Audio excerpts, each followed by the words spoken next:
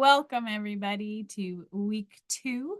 I am your host, Melissa Monette Smith, and you're here for the Strive for 5 Conversations book study. We are on session number 2. Before we get going, let's begin in a good way. We acknowledge that ONLit's work takes place on the traditional Indigenous territories. We acknowledge that there are 46 treaties and other agreements that cover the territory now called Ontario.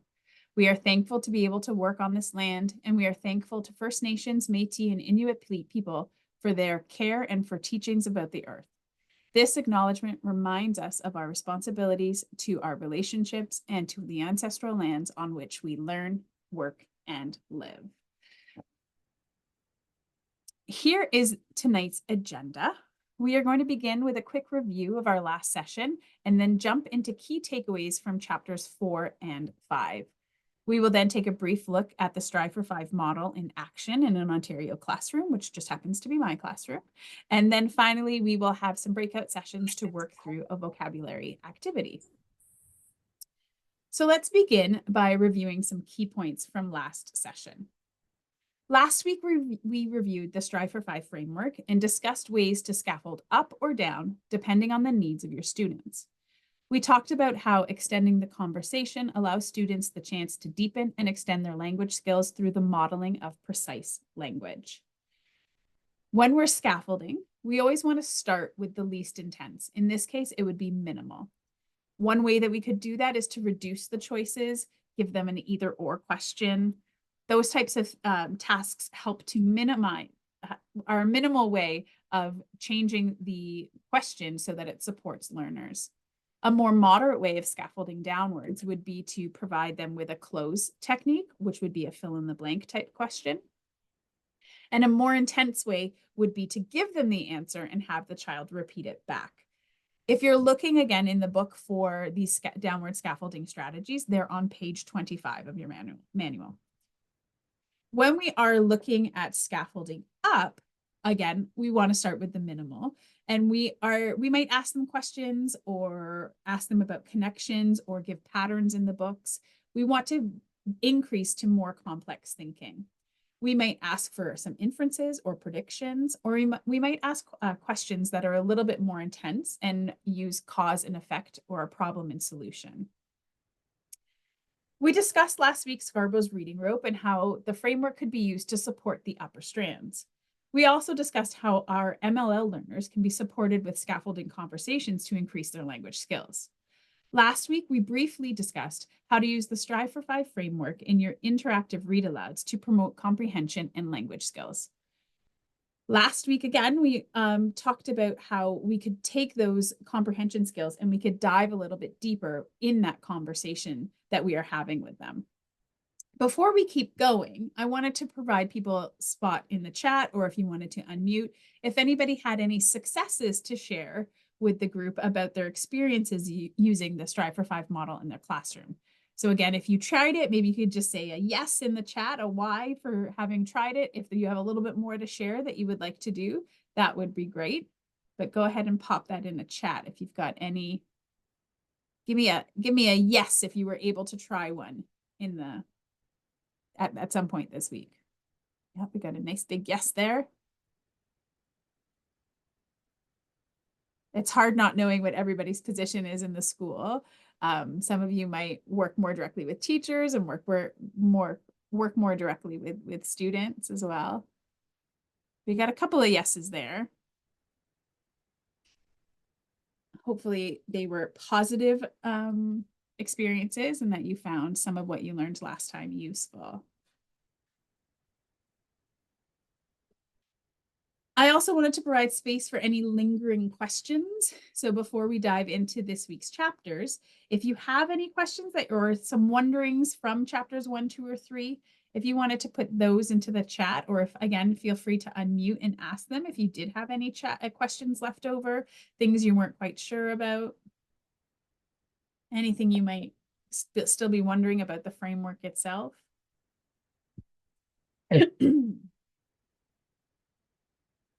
again, if a question arises throughout, I will be checking the chat periodically. So if a question does come up, please feel free to answer it, to ask it in the chat, and I will hopefully get back to it. Okay. So thinking about this week, we're here to look at, this as 4, 5, and 6, but we're really just doing 4 and 5. So let's take a look here. Our first takeaway comes from page 59 of the text. When you select text to support language comprehension, you want to find books with enough advanced content to warrant extended conversations. I shared this last week, this piece here about looking at quality books, and we want to make sure that our books have in them the content that's going to help us to teach. So when we're looking at these texts that we are selecting, when we were talking about the interactive read aloud, we were discussing about how we wanted to make sure there was something value added, right? That there was a meaningful vocabulary, there was a meaningful lesson, something that was going to extend their conversation in the book. We talked about how a coherent structure for a narrative book is easier to follow than one that might be a little bit less coherent and bounce around. And we also talked about how making sure that your informational texts are in fact accurate. We also discussed how to help build their background knowledge, that we wanted to select books that supported their learning in the content areas, that they added meaningful learning experiences, or that maybe there was some socio-emotional learning that went along with these books, and that we were choosing books that were culturally relevant and responsive to the class and the kids that you had in front of them. We wanted to make sure that our students were seeing themselves represented in this text. In addition to that, we can also use these texts as a way of teaching about genre. And when we are thinking about text quality, whether or not the book lends itself well to help teach the quality, in order to make sure, we want to make sure that the quality of the text allows itself to teach that genre also. So when we're thinking here about teaching about genre, let's go through a few of the important terms that the book lays out. There are many ways to classify texts and with their genres and their subgenres. When lesson planning, it is important to expose children to diverse genres, and this book uses 2 big categories of text genres. They use the term narrative texts to describe texts that entertain the reader by sharing, or they might share imagined or real experiences, and they're usually in story form. They use the term informational text for texts that inform the reader by providing facts about the natural or social world. And then they also use the term dual purpose genre. So these would be texts with elements of both and are written to entertain or give facts. Excuse me. The example they give there are the Magic School Bus books, right? It's definitely told in story format, but there are actual facts about the natural and social world for our students. If you're having trouble deciding on what type of book you have in front of you, there is actually a handy chart on page 60, which outlines the genre subtypes. It gives you the key benefits of each type of subtype and gives you some typical elements of each genre. This chart would be a great chart to share with your students, and you could definitely expand from that chart to help kids learn about the different genres and their subtypes. It is important to read a variety of genres to your kids, and they especially benefit from informational texts because they help them gain knowledge about the content areas, and those narrative texts help them to learn about perspectives and challenges and emotional well-being of others. I was shocked last year when I went through a lot of the books in our book room of how many books we had that were of narrative genre, right? They were usually books about animals rather than humans, and they were a lot of story books, but we did not have a lot of informational texts. So when we were going to make lists of books that we wanted to purchase this year, that informational text was definitely something that we were looking for. Key takeaway number 2. While reading aloud, ask children questions to help build their literacy knowledge of genres, text structures, or text features. So this is a key takeaway for me, because in our previous curriculum, we were often coached to talk about the text features and these reading strategies as being separate. But what we're able to do is really within a read aloud, especially an interactive read aloud, we're able to bring all of these things together. When we look at that reading rope that we showed you earlier, up on that top part, that language comprehension section of the reading rope, you will see these things of literacy knowledge and text structures and text features. And it's actually already directly related to our new curriculum. So this is an overall expectation for Strand C, knowledge about texts for grade 1. It says, apply foundational knowledge and skills to understand a variety of texts, including digital and media texts, by creators with diverse identities, perspectives, and experience, and demonstrate an understanding of the patterns, features, and elements of style associated with various text forms and genres. When we dig a little deeper into Strand C, we can see how the important literacy knowledge is to comprehension. Each of these expectations that I'm about to show you can be enhanced with a Strive for 5 conversation. This is especially true for our MLL or younger learners whose writing abilities might not be as expressive as their oral capabilities. So this is by no means an exhaustive list that I'm about to show you, but these were some of the ones that I picked out of the curriculum. Again, this is grade 1 curriculum that are very easy to do using that Strive for 5 model. So identify simple literary and informational text forms and their associated genres. We'll watch a little video later on, but it can be as simple as, okay, let's go through our book, right? What kind of book do we have here? Do we have an informational text or do we have a narrative text? Now, that, of course, is not an open-ended question, but it starts that conversation. And we can use open-ended questions like we learned last week to dig a little bit deeper. C 1.6 is identify the narrator's point of view. We can make predictions. We can identify connections. We can identify important information in a simple text, including the main idea, make simple inferences, and express personal thoughts and feelings about ideas presented in texts. These are all things that we can do with that Strive for 5 model. Again, I said last week we spoke really at length about the importance of open-ended questions to elicit multi-word answers. These expectations can be paired with those open-ended questions to deepen the conversations that you're having before, during, or after read-alouds. When asking specific questions about a genre, the text provides some helpful questions that could be used. So when we're talking about genre specifically, you might ask the kids, what genre is this? Narrative or informational? Why do you think the author wrote the text in this genre? When we're looking for text features, a question you might ask would be, what headings help organize the information in this book? How can the figure diagram chart help you understand this idea? For text features, you might ask, how do the bolded words, italics, or bullet points help you understand this book? How can you use the glossary or table of contents index in this book? So using those open-ended questions with the elements directly from the curriculum, but also these text features can really help to grow their literacy knowledge. We're going to watch this video. I apologize that it's not a super large screen. These are the videos that come from the book. So if you're looking through the book and you see those little QR codes, I believe that they're optimized for a smaller screen, so they're not gigantic here, but hopefully you'll be able to get the gist of it.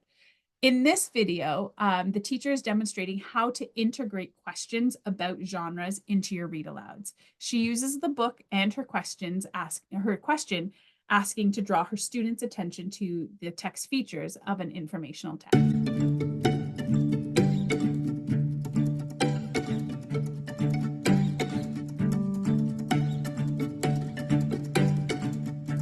And who loves informational books? Luce or Scout? Luce loves informational books, right? Yes.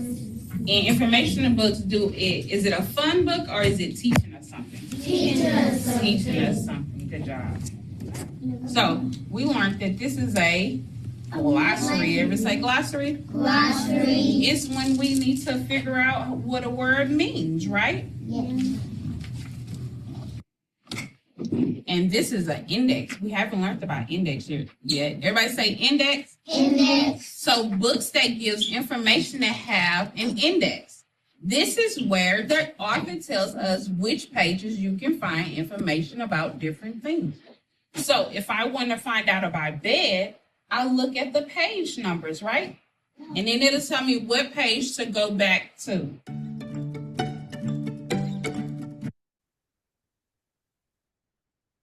So that's just a very quick snippet of how we can use the power of that conversation. Now here she wasn't using the exact Strive for 5 model, but you can see that she was using that book in part of her interactive read aloud to explain about that. You might have also noticed that she has a more active participation model where the students were choral responding. I mentioned this last week, but if you have not checked out Laura Bross's webinar on the 2-3 planning language block, she talks a lot about the importance of that active participation and that learning is not a spectator sport. And she gives a lot of great tips on if you are looking at increasing your knowledge there about how to increase participation in the classroom. It's important to return to the idea, though, that the quality of the book that we select for instruction is crucial. So let's go look through that again. You want the book that you are reading together to have something that is value added. We want to look for books with meaningful vocabulary that will help extend their comprehension. We're looking for that rich vocabulary. This is not where we're going to be using our decodable text. Decodable texts have their place. It's usually not for vocabulary instruction. And like I mentioned last time, again, please make sure you are selecting your books with a CRRP lens. We want students to see themselves represented positively. We want to think about books that require some advanced or abstract thinking, such as inferring or problem solving or reasoning about cause and effect relationships. We want to select stories that will require students to grapple with the characters' emotions or problems that they're trying to solve. We want to select informational texts that present facts and ideas that will spark the reader's curiosity about how things work and inferring the conditions that could change things. We want there to be something for them to hook onto. Again, we might choose a book that is linked to a unit of study in science or social studies, or it might be linked to an important socio-emotional topic that is important for young readers to discuss. The read alouds are an excellent space to have conversations about vocabulary related to thoughts and feelings or moral decisions that characters make. Inside the book, there is a handy checklist that teachers can use to help select high quality books. We can pop it in the chat there too, if you like.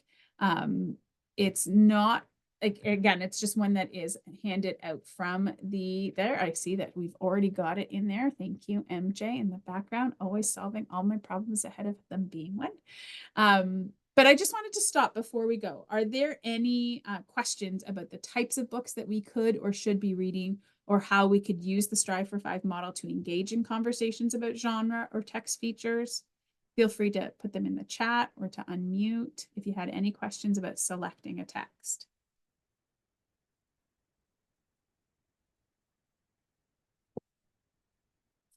Again, if it comes to you a little bit later, feel free to put that in the chat and we'll get to it.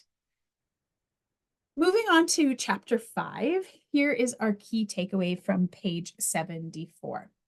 When we repeatedly hear and use a new word, we move from a shallow understanding of that word to a deeper, high-quality understanding of it and how to use it, pronounce it, and eventually spell it. You can deepen children's knowledge of words using Strive for 5 conversations that include focal vocabulary. That again comes from page 74. Explicit vocabulary instruction can happen in a variety of ways. Incidentally, it can happen through Strive for 5 conversations. You might come across words in a shared book reading.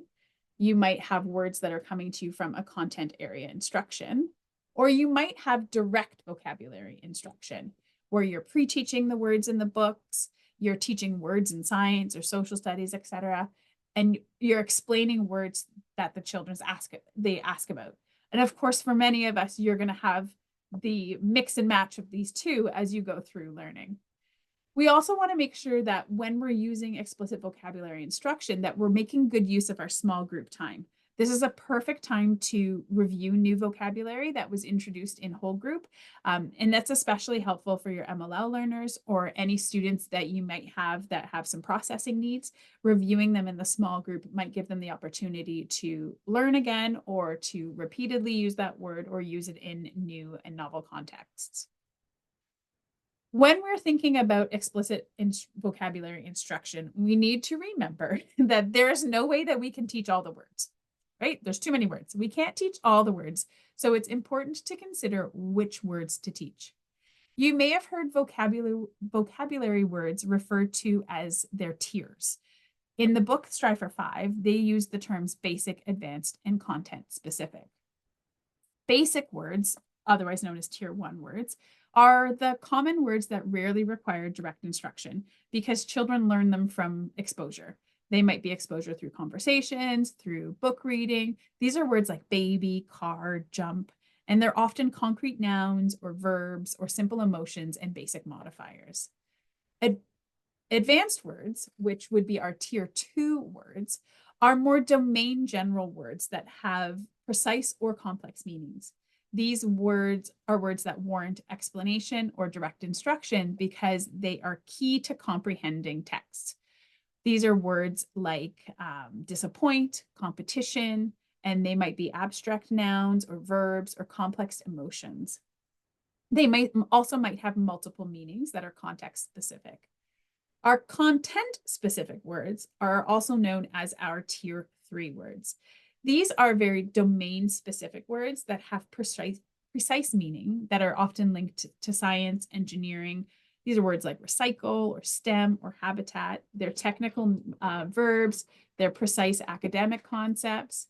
And we want to make sure that when we are doing our explicit vocabulary instruction, that we are focusing on the advanced and content specific words. When reading an informational text, for example, you'll likely teach more content-specific words than advanced words. But when you're reading a narrative, it's fine to teach mostly advanced words because the text will likely not contain many relevant content-specific words. If any of you are familiar with the work of Christopher Such, he wrote a great book called The Art and Science of Teaching Primary Reading, which is somewhere behind me on this shelf. It's still one of my favorite books, and I have read a lot of books, so that is high praise. But he does provide a list of words that are beneficial for explicit instruction. This list also lives in the ONlit resource library and is, well, we can throw a link in the chat there for you. It's literally just a list of words to go through, but it's a great place to start if you have any questions about how to find some of those tier 2 words. When you are selecting words, you might consider some of these criteria. We want to make sure that they are important to comprehend the book, right? So if you're thinking about the book or the passage, I'm going to use those interchangeably. Whatever it is that you are trying to teach them at that moment, you want to make sure that the words that you are choosing are important for that. You want to make sure that they are in that advanced or content specific type words. And you want to choose words that are highly useful for students and words that they will encounter again and again in formal language. Now, in the absence of like adding more and more to your plate, I do want to highlight Achieve the Core. If you are not sure which words are the words you should be teaching, achievethecore.org has an academic word finder, and that is it's free to sign up for. You can actually put in the passage that you are hoping to teach your kids, check the grade level, and they will tell you which are the words that are on grade, which are above, which are below. They'll give you the type of word. It's a really useful tool, especially as you're just getting started. If you're really wanting somebody else to help you find those words, then Achieve the Core, the academic word finder, is a great tool that you could use. So in this video, we're going to watch this teacher who is revisiting word instruction. So she's already taught this word. There's another great video in the book on actually implementing the first explicit vocabulary. It was just a little bit long. It's about 6 minutes, but I highly recommend that you go and watch that. But in this video, the teacher is is revisiting a word that she has already taught.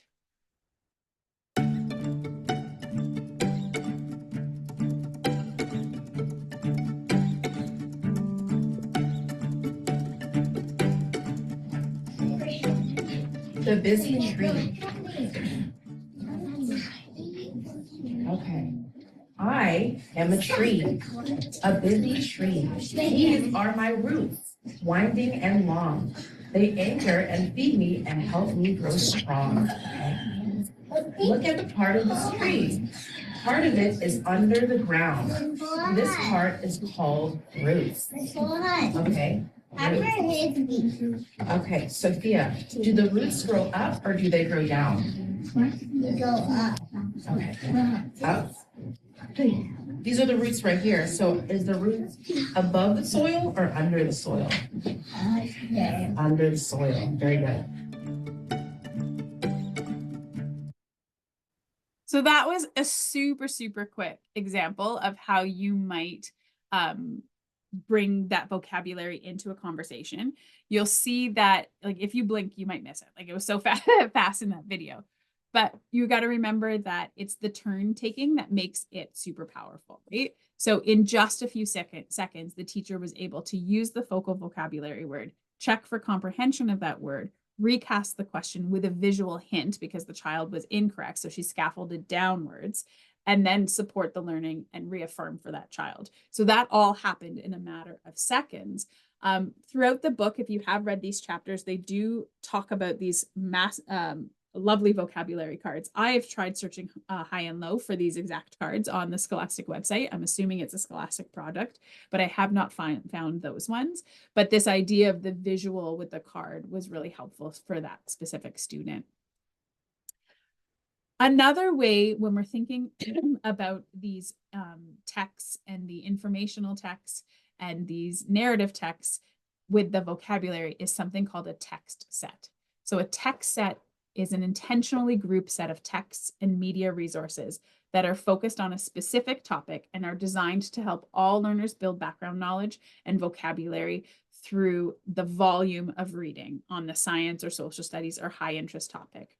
So you might collect, I talked about this a little bit last week about creating, creating a text set for one of my science units. You might collect a variety of fictional and nonfiction texts, media resources, videos, songs, etc., all on the same topic so that you can help build that volume of reading. Achieve the Core, again, has a great PDF if you're interested in creating text sets. I know at ONlit we are very busy creating a few different text sets for different grades for you. They're just not quite ready yet. Achieve the Core also has the text set project, which it has a teacher-generated set of texts that are being created, again, for the United States, so the context is a little bit different, but there are a lot of options there. Research has demonstrated that the use of text sets improves learning outcomes. The results show that students have more knowledge of the concepts in the text, an increased understanding of vocabulary, and a better recall of the skills compared to students who read from unrelated texts. Here's a small sample of texts that I use in my grade 1 daily and seasonal changes unit that I just completed. So using a variety of resources on the same topic allowed the students to build their background knowledge and learn and use advanced vocabulary. They particularly liked it when words or concepts from one text were repeated in another text. And they were independently noticing when those connections and drawing attention to them when they came up. So when we were working on a word like in this autumn book, which was just a simple primer of a book, and when it came up again in this animal book, they're like, Ms. Smith, we already know that word. It was from here. And to see them very excited about it. Questions about the text sets. Some of these are you can see from my public library. These ones here are actually from Epic. If you have the ability to sign up for a free Epic account, there were countless amounts of books on there that I was able to do. And then the rest just sort of came from various sources. But these were a mixture. So Fall, Animal Fun, Amazing Autumn, and Goodbye Summer, Hello Autumn are more of a narrative side of text, whereas autumn, weather in the seasons, day and night, and the other 2 day and nights were much more informational. So thinking again about improving outcomes for our MLL learners, we know that the research tells us that they often do catch up to our native English speakers in decoding, but they will need more support on that language comprehension. Here are some ways that we can support learning in the language comprehension domains. We can routinely provide direct vocabulary instruction. We can use interactive visual aids such as picture cards or physical gestures. I'm not sure if there are any other FSL teachers out there who may have had the popular AIM language learning program in their school boards where we were all sent to learn a fake sign language for teaching French words to students, but it was quite helpful and interactive for our students. Wherever possible, so again, using those visual aids, physical gestures, wherever possible, let's try and use our cognates. So the books relies heavily on that high population of Spanish speakers in the US. And so there's often a lot of Spanish cognates that are put in the text, but we also can find cognates that are helpful for our Ontario language in our context. When I was just searching English cognates in other languages, I couldn't find any lists for Asian languages, but there were several for Arabic or Hindi or Tamil, that other languages you might find in your school where the words were similar or that had similar, sounding similar, looking similar, meaning similar things. Another skill that you might try is to use some bridging vocabulary. So this would be when you have a phrase that is translated, part of it into their home language where they might need the full sentences or phrases. So you won't necessarily have all of it, but you'll use specific vocabulary pieces in their language or in English to sort of bridge the two together. And again, you might have the intentional translation of a specific phrase or a specific paragraph to help with understanding. One of the things that is often an unintended byproduct of explicit vocabulary, but could actually be your lead-in, is that class-wide word consciousness. So word consciousness is when you're interested in learning and using new or more precise words. When students become proud of knowing lots of big words or advanced words, they often develop a positive mindset about that long-term meaning, and they just want to learn more. There's different ways that you could do that. Using a catchy name for focal words. In my class, we call them our wonder words, and I have them posted on our whiteboard. You might create an environment where it's okay to ask about new words that they hear. I have a student in my class who is an MLL learner. He's in grade 1, but he came to Canada in November of last year. And he has no problems anytime that it is a word when I'm speaking or if I'm reading, he just says, "Miss, what is that word?" Right? So creating an environment where students feel safe and are encouraged to ask about words that they don't know are helpful to get them learning more and creating that word consciousness. We also might want to celebrate when students are trying new words. I'm not sure if you remember, a lot of old talk shows used to have those secret words. And if somebody in the class said a secret word, then like a whole buzzer would go off. But in one of my classes that I taught a few years ago in the junior grades, we had a word of the day calendar. And while I was not explicitly teaching those words like I would do now, anytime that word came up and somebody used that word in an authentic way, we would get to ring a bell and they would all get really excited. The other thing that you can do to develop that word consciousness is to develop routines and practice and review those words frequently. Now that we're at that almost in November, if you can believe it, I'm really starting to see the payoff of spending so much time on developing those routines early on. It's very easy for us to transition through our language block because the kids know what to expect. And some of our vocabulary work are some of those routines that we are talking about. This picture comes again from the wonderful ONlit team member, Laura Bross. Again, she has an amazing Instagram account. If you do Instagram at Miss Bross Learn, where she posts the work that she's actually doing in her 2-3 split. Again, I'm a grade 1 teacher, but I get a good chunk of my ideas from her. And I'm able to copy what she does, for lack of a better word. Here she is posting the vocabulary words on the outside of her door for kids to see. And when I asked her about it, she said it's also great because any of the teachers who are entering her room are also aware of what words they're learning at that time, and can really help reinforce the learning of that. And you'll see that in her example here, she has the word, she has a picture cue, and then she has a student-friendly definition as well. So let's take a little bit of a look at the Strive for 5 in action in my classroom. So again, I'm a grade 1 teacher in Ontario. I have 22 students in my class. One thing that I like doing with my class is to share picture books, right? It's something that we're doing. One of my favorite books of all times is this book called Saturday by Oge Mora. My students love it. My family loves it. It's a book that we read over and over again. This book tells the story of a mom and daughter who have big plans for their day off, but they kept getting ruined. It's a great selection for grade 1 because it's a perfect text for social studies. So the unit that we are doing right now in social studies is the roles and responsibilities, and our next social studies unit is the local community. So this is a great springboard text because it talks about meaningful relationships, but it also highlights community staples such as parks, libraries, public transportation, stores. It also, the setting is very relatable for urban kids. If you grew up in a town or are currently living in a larger community, you'll see yourself more reflected in this.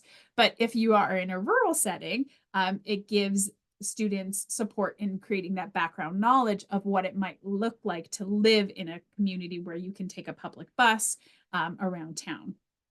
In pre-reading this book, we selected 3 words for the focus of this book. And the advanced words that we were looking for and that I taught were lounged, ruined, and cherished. I pre-taught these words and asked kids to give a thumbs up when they heard the book in the text. So when I'm pre-teaching these words to them, I talk about what they mean out of context, but also in the context of the book. We say it over and over again, and then they're listening for it when I read. When we're reading the text, I would stop here and there to define the on-the-fly words that were easily understood, things like salon or one night only, stopping on key points to engage in a Strive for 5 conversation about how Ava, the little girl, was feeling when things were going wrong. One of the things I was able to do after this text was a written response, right? So here's an example of a little girl who we were talking about that word cherished. So this comes directly from the text. Saturday was the day they cherished. What day is your favorite? What do you do on that day?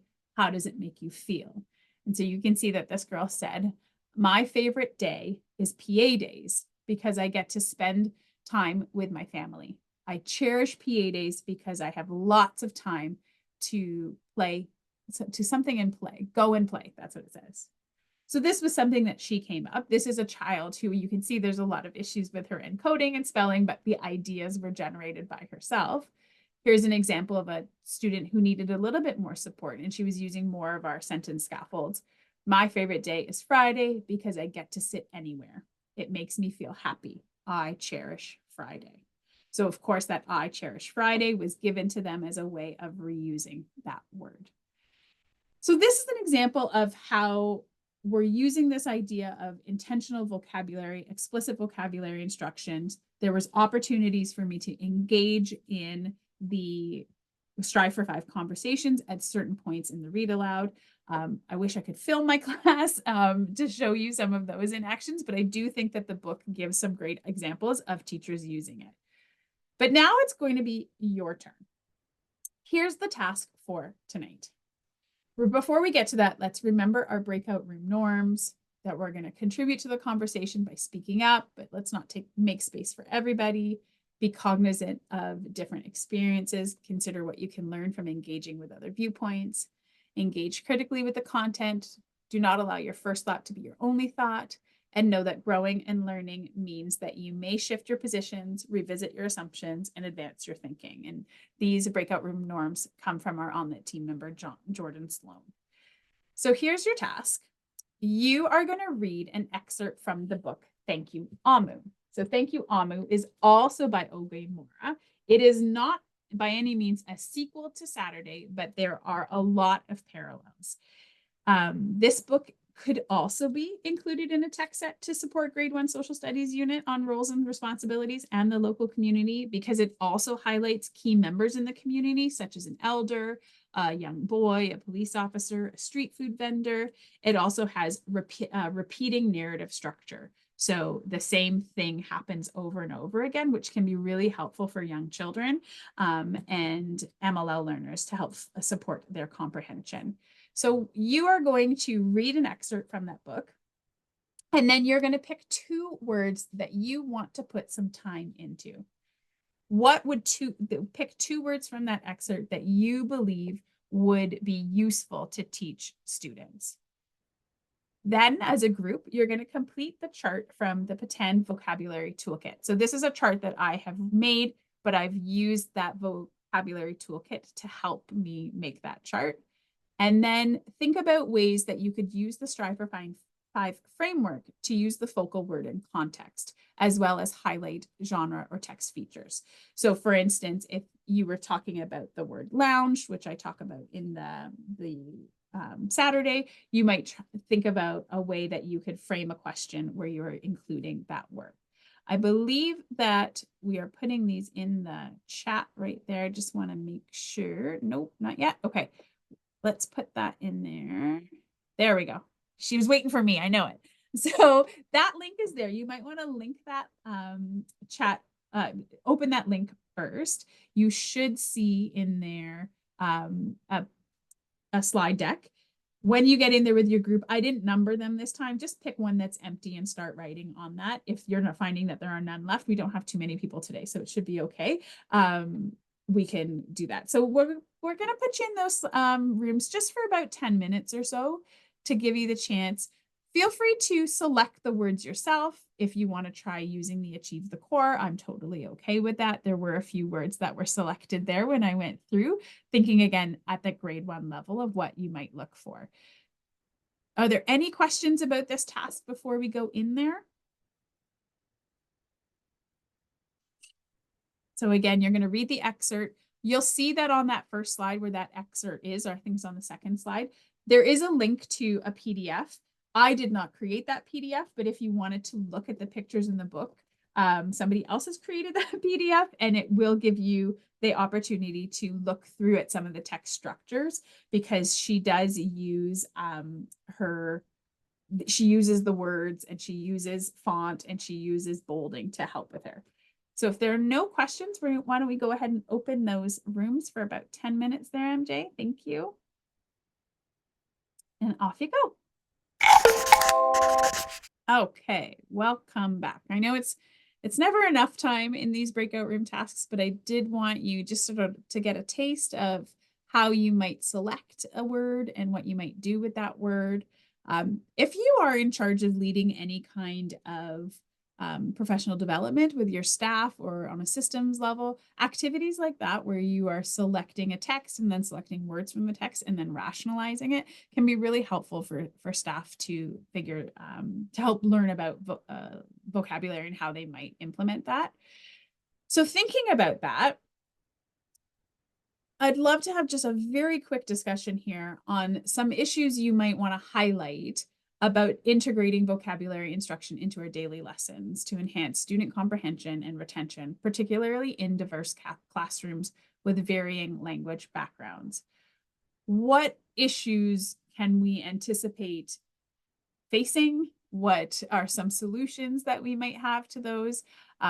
I've said this before, but my favorite thing about this ONlit community, it's not just sharing knowledge with you, but getting knowledge from you.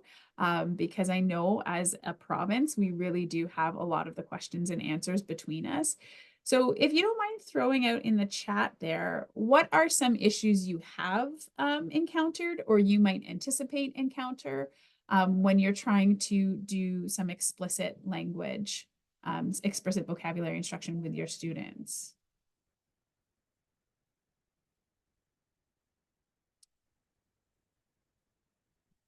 Any thoughts there?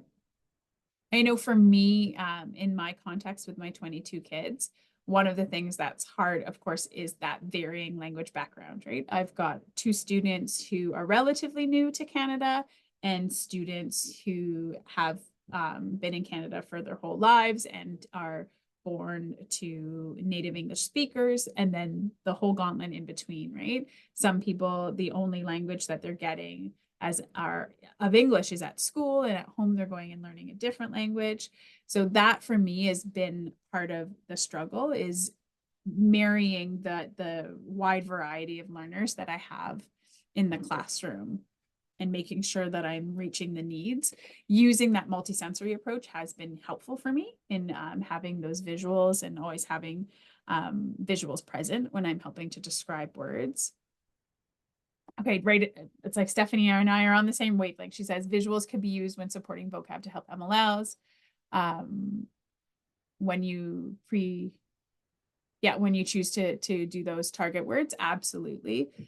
Jane is saying, in my classroom, which is a spec ed kindergarten, it can be challenging to determine the rate at which to introduce and teach new vocabulary. Yes, this is a big one. Thank you for bringing that up. I didn't actually specifically talk about rate here and how many words per week. In the book, I believe it's like 3 to 4, depending on the age group.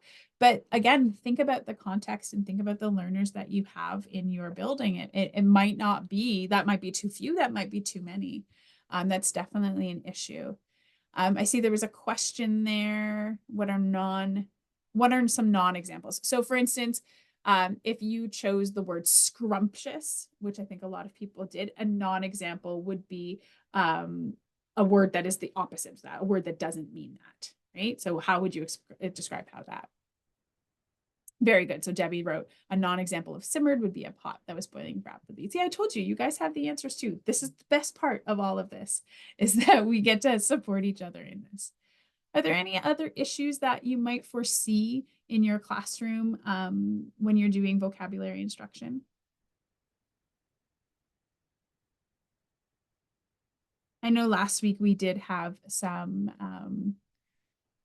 junior intermediate teachers with us. I'm not sure if you're still with us, but they brought up really good points about, like, even though this book is geared towards younger learners, we do know that our junior and intermediate students can struggle with conversations for sure. Before we get to our very last slide there, talking about next week, I got a lovely email from Christine Rhoda. I'm not sure if you're here tonight, and she was wondering if there was a list that had been created on the ONlit website that was user generated, where teachers could share books that were related to social studies or science. And there's not an official list, but I thought that maybe we could get one started. So we do have this link here to an empty document. I'm going to show you what that document looks like.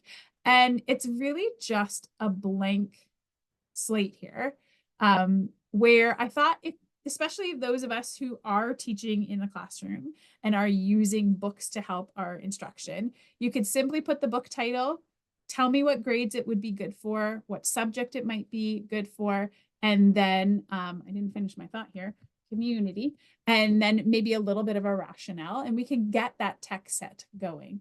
The text sets that I have created, they're just not really great and yet. I will be making them look more official and be sharing those out. So maybe those can go out with the slide decks that come out for this one here. But if you have access to this now, if you have some books that you know are really great for teaching the social studies or the science content for these younger grades, then please feel free to add it out in there. So with that being said, it is 8:59. Our next meeting is on November 13th at 7 p.m. We will be reading chapters 6 and 7 and 8. Okay.